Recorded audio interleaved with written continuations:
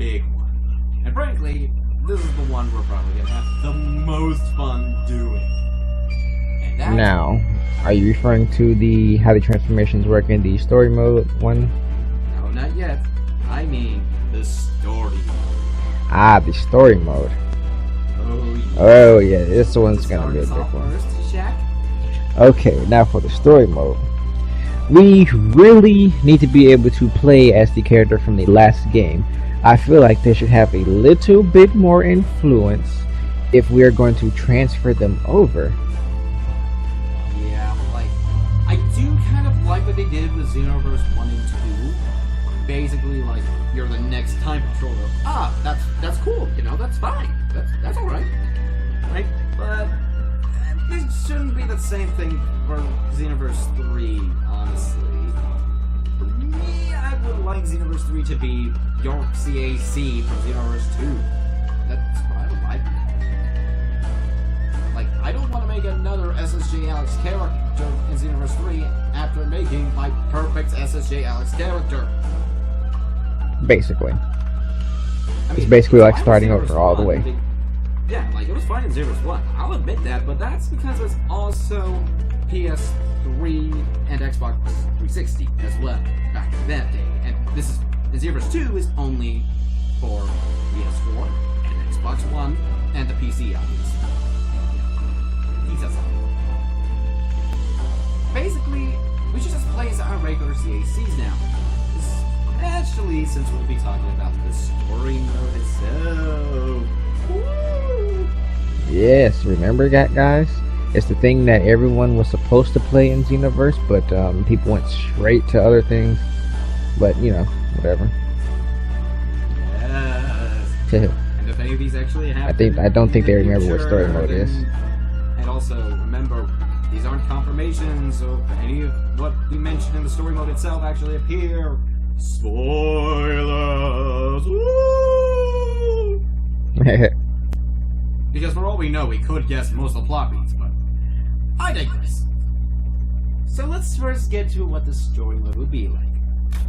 First, you jump right into the original Dragon Ball era, where you see King Piccolo, you save the day as usual. But then you see something weird. A Cyberman. It's not the Cyberman, obviously, because your character would be a beast at first. But then it explodes, causing you to get amnesia. It's a slight homage to the what if story in Budokai Tenkaichi 2 where Raditz becomes I'm not gonna spoil. Well, the game's been out for years. If you haven't seen it now, oh well. Basically, Raditz gets in one of the what if stories in Budokai Tenkaichi 2. Oh, that's gonna be a topic later on, by the way. And basically, one of the what if stories in Budokai Tenkaichi 2, Raditz was in the middle of a fight with Piccolo when one of his own Cybermen self-destructs on him and he gets memory loss. Yep. Although that was a little unintentional, but yeah. Basically, your character has to go through the storyline all over again, yes, but with some extra additions.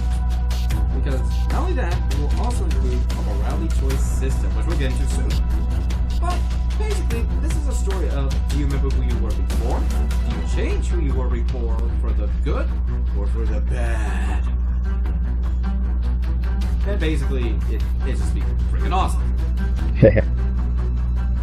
And would actually give an excuse to why your character would be so weak. Okay. Yeah, pretty good excuse. Anyway, so as we mentioned, we offered a morality choice system and alternate endings. Now this one is going to be this one is one we thought they were going to implement in this one, but they didn't quite follow through with it. Like I thought they did. They did. That was Anyway, basically, as you would expect, the morality choice system would be used to change whatever you like. Like, do you keep the same, or do you change it for the best or for the worst? Like, do you choose to save future Gohan and not let him die at all? Or do you kill him and Trunks, or do you just let time go by as normal?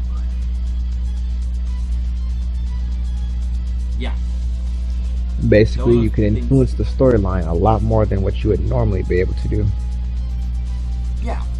And like we mentioned, there would be alternate endings. How would those occur, though? Well, the amount of choices you made. Like, did you make more good choices, more bad choices, or more neutral choices?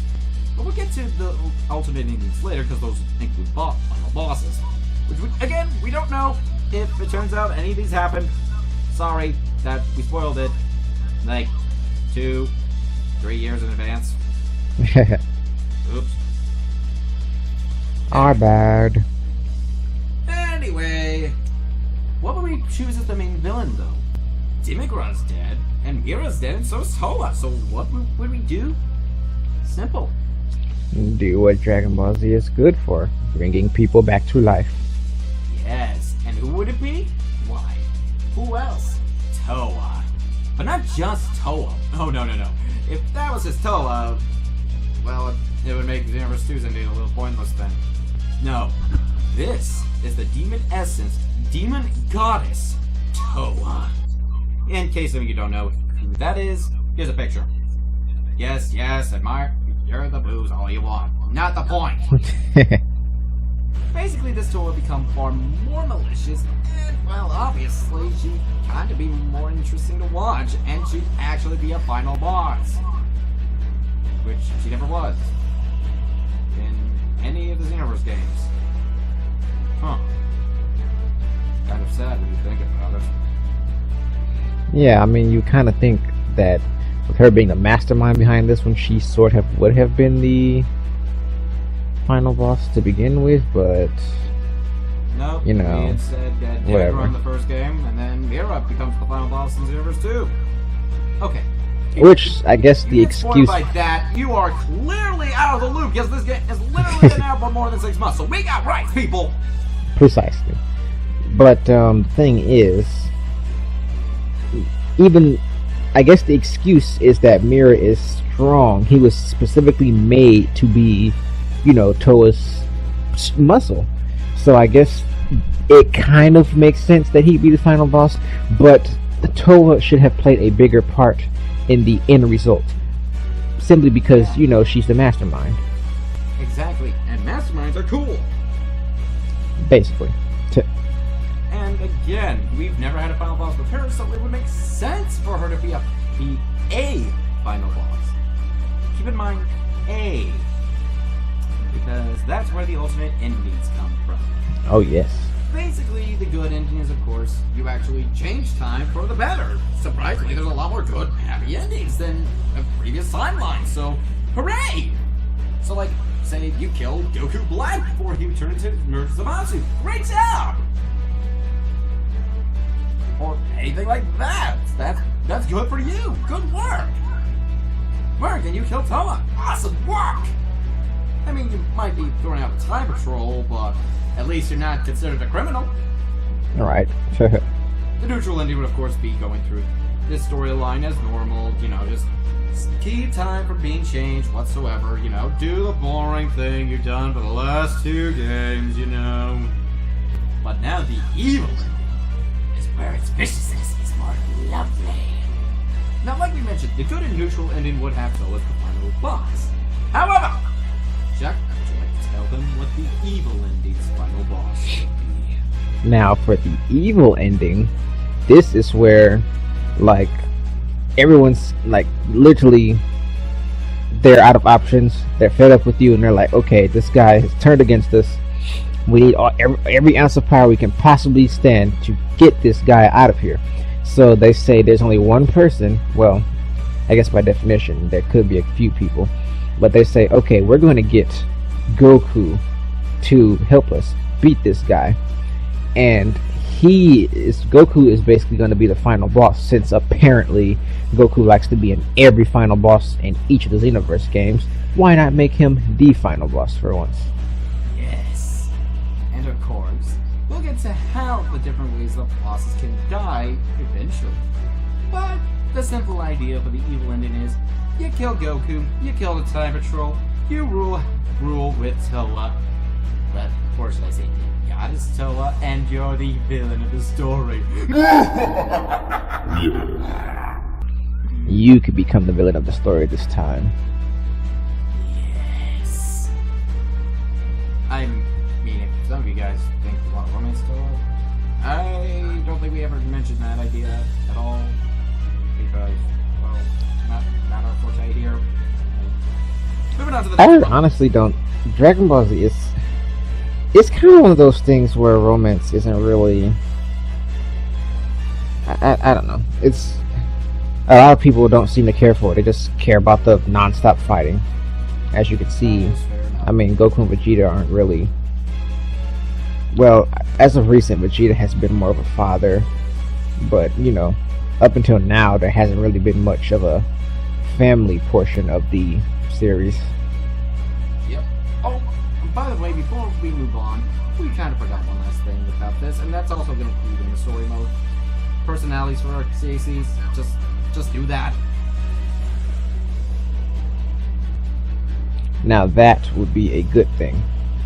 Yeah, A great the basic thing. version is, think of like Ultimate Tenkaichi, but instead of just like voices being the, you know, traits, just give our traits to the actual characters with the voices that we already put in them. I mean, it just makes sense. I'd like to make my SSJ Alex character like energetic or someone cool, something like that, instead of just or occasionally yelling Kamehameha. Okay. Just personality is good. Yeah, As well as and making our characters also fun. more of a like another personality would be like maybe within the storyline your character will make remarks reflecting of their personality, like kind of an ass, like a jerky kind of personality, or a extremely timid personality, or excited and hyper, or just like a what's the word I'm looking for? Kind of like a snobby personality, or you know, or like one of those kind of nerdy personalities. You know, it's just all kinds of things that they could do with these personalities. Exactly. Hey, we won't get into too many specifics and all that, but personalities, that's what we love. Basically, it We sums it decided to up. also include something far more intriguing. And it's actually something that I feel could make going through the story mode a lot more fascinating. And that would be ending battles in a certain way. Meaning, if you say you just punch someone or grab someone, like just a basic attack, then they'll just act stunned, and then the story can change it to the way it was. Like, say for Raditz, you just knock him with a basic attack, he just gets stunned over, Goku does the whole kill me, back along with Raditz, and then they die. Or you can use a super attack and heavily damage the opponent. Say, again with the Raditz thing, instead of Goku sacrificing his life, since Raditz would already be heavily damaged, Piccolo just fired the special beam cannon and boom, dead man. But, if you use an ultimate, so, how about you explain what would happen if you used an ultimate? Well, if you use an ultimate on him instead of killing him that way, you would just like obliterate Raditz instead, and he wouldn't have enough time to contact the Saiyans. But in turn, that would make a different enemy appear instead. Like, it would change the entire story. Like, for example, instead of, because when Raditz was defeated by a special beam cannon, he still had enough time to transmit what was going on to his teammates. Well, And if you kill someone with an ultimate, yep, they're just dead. No last words or anything. You just kill them. yeah, Like- you just kill him. Like with Frieza, like with Frieza, Maybe you just me. kill Frieza with an ultimate before Goku went Super Saiyan. He is dead. He is dead as hell. Yes. But one more thing, finishing up the Raditz one, just to make sure I clarify that, because technically he was already transferring the data before they were fighting, but basically make it so that if you kill him with the ultimate, the story changes so that he wasn't relaying any data to them, and basically the Saiyans never arrive on Earth, but This will be the thing that we're talking about in terms of an original storyline. After that, you get a completely new enemy to pop up, or you can have or something else could happen, like Frieza like somehow comes to the planet instead of the Saiyans, so you get like this really strong enemy, and then that's when they start like needing more power to deal with the threat. Yeah, as well, you can also maybe lose in certain things to affect something, but we'll have that little portion eventually to talk about. And as for now, we're just going to go into the last things. Like we mentioned, the final boss could vary from either the two endings. Like we mentioned before, Toa will be the final boss with a good and neutral ending, and Goku and the Time Patrol as the evil ending. And using the idea we just talked about, which is indeed balanced in a certain way, here's how some things could work out. First, if you just knocked her block off, Shaq. Would you like to tell them what would happen? Wait. Punch Toa. Uh-huh. Would you like to tell them what would happen? You just punch Toa as a final blow instead of hitting her with a super ultimate? Well, yes. If you simply punch her, she'll get really, really pissed off. And basically that's what all of her evil energy just like flows and creates like this rabbit form. Rabbit as in crazed, not rabbit as in the animal. This crazed form where she just like loses control and she gets super pissed, and that's when like the fight just gets out of control. Or I was actually thinking like she creates such an evil negative spirit bomb she plans to kill you with, as well as risk destroying the universe.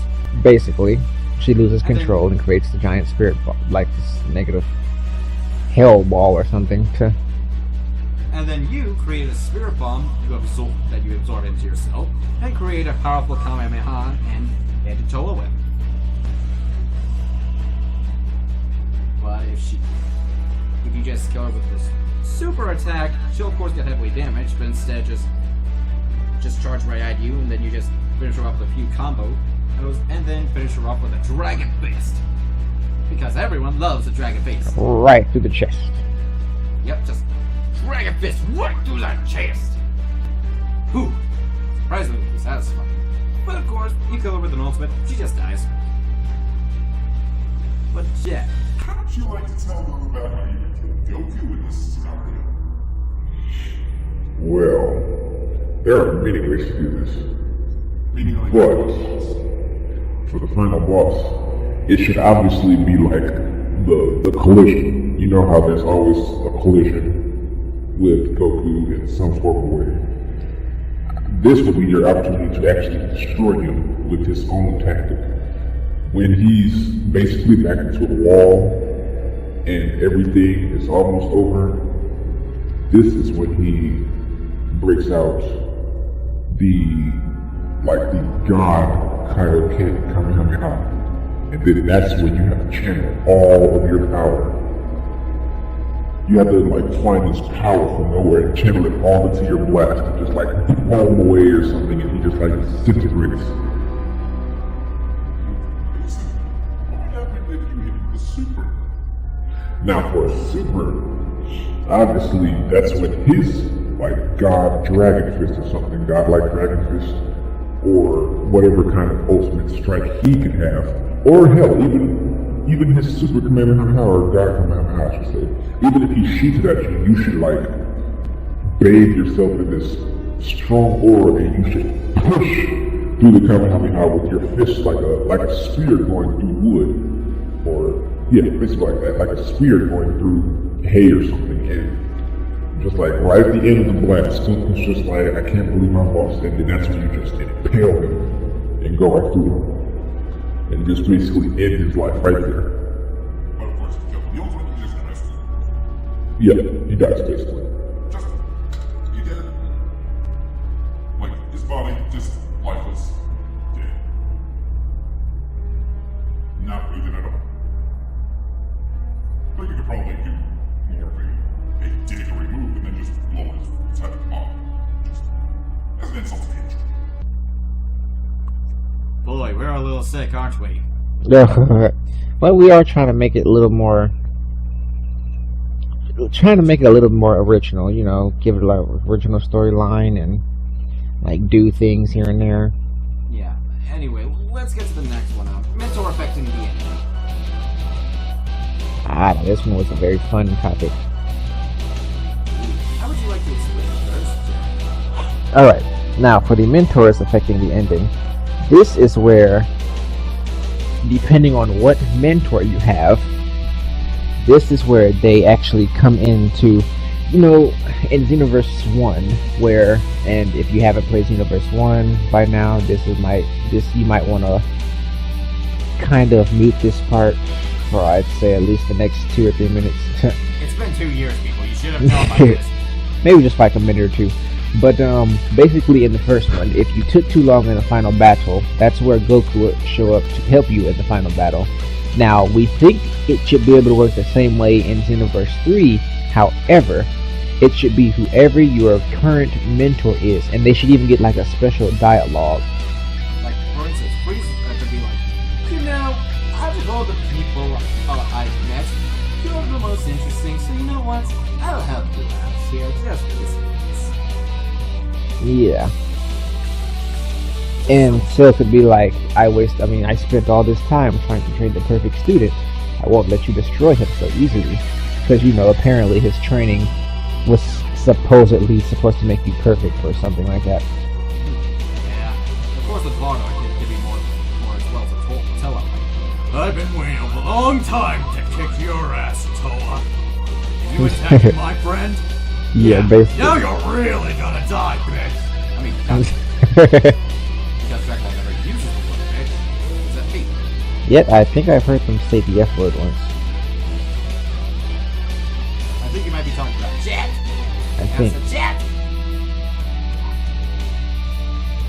Anyway. Moving on. But basically, it can also affect the endings where the mentor can also help you. So say, for instance, Vegeta. If you just beat Toa, she does the negative sphere bomb ordeal, same thing as always. Of course, the Final Flash as well as help you out. So, Spirit Bomb, Kamehameha, and a Final Flash. How is that not awesome sounding for you, people? Of course, again, the mentor's beating the person could be different, so for all we know, this could be a meteor burst right when she's getting as a distraction, he gets knocked away, and then you just self-throws it, same Kamehameha with it. Make it more unique. Basically. You know? But this is where we're going to end the story mode. And again, with this amount of time, you know, like 2-3 years, we couldn't see any. Wait, actually, there's one more thing I do want to say for the storyline. Actually, make it so that your battle skill affects the story. I don't want to be able to beat Frieza I want to be able to beat Frieza without taking any damage, and then the cutscene happens where he's like terrified. He's like, you just beat me without taking it. This can't Yes, be. you just beat him. Strong? You just beat him without taking a single hit. And I don't want there to be a cutscene right after where you're like badly bruised and he's just sitting there laughing like, you really think you can beat me? I'm like, no, that's not how it should work. If you do terribly, if you do bad in the battle, then make it so that you get like a cutscene that reflects your skill. If you do good in the battle, make it so that you get a cutscene that reflects your good skill. This is something that should have been a thing way before. You have less than 8, like, you have less than half health, and that would not be understandable for you to do ever. But again, that would be awesome. Like with Golden Frieza, it'd be awesome. Just like, what's wrong, Frieza? That golden form of yours, and you couldn't even hit me. Is that the best you got? Yeah! You know, just basically. And then in your mind, you're like, just be awesome. Yeah. Alright. We have finished up the story mode. And again, hopefully, Dennis, if you ignore all of our previous ideas, you know, the customization ideas and all that. If you don't follow this idea, I will kill you. No, just be a little disappointed because there's a lot of potential here.